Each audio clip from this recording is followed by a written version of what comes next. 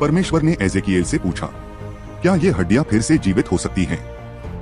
एजेकिएल ने जवाब दिया, हे प्रभु, तू ही जानता है। फिर परमेश्वर ने कहा, इन हड्डियों से बात कर, उन्हें कह, हे सूखी हड्डियों, यहोवा का वचन सुनो। क्या आपने कभी हड्डियों से बात की है? क्या आपने कभी निर्जीव को जीवित होते देखा है? यही हो रहा था उस पल। एजेकिएल ने बोला, जैसा परमेश्वर ने कहा, और फिर कुछ अद्भुत घटने लगा। घाटी हिलने लगी, हड्डियां आपस में जुड़ने लगी।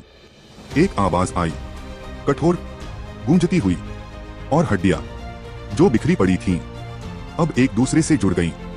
उन पर मांस आया, चमड़ी आई, शक्लें बनी, लेकिन फिर भी कोई जीवन नहीं था।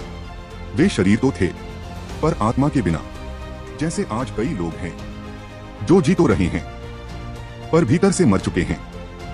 आशा के बिना, आत्मा के बिना, उद्देश्य के बिना। फिर परमेश्वर ने एजेकिएल से कहा, आत्मा को पुकार, चारों दिशाओं से बोल कि आत्मा आए और इन मरे हुओं में प्रवेश करे और वे जीवित हो जाएं। एजेकिएल ने फिर से वही किया जो परमेश्वर ने कहा, और तब आत्मा आई एक हवा की तरह और उन शरीरों में भर गई और वे जीवित हो गए, एक विशाल सेना की तरह खड़े हो गए। भाइयों और बहनों, यह कोई कल्पना नहीं, यह बाइबल की सच्चाई है। एजेकिएल अध्याय 37 की भविष्यवाणी।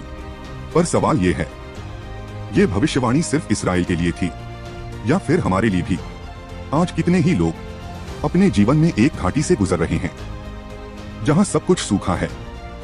आर्थिक संकट, बीमारी, परिवार का टूटना, तनाव, डर, शंकाएं,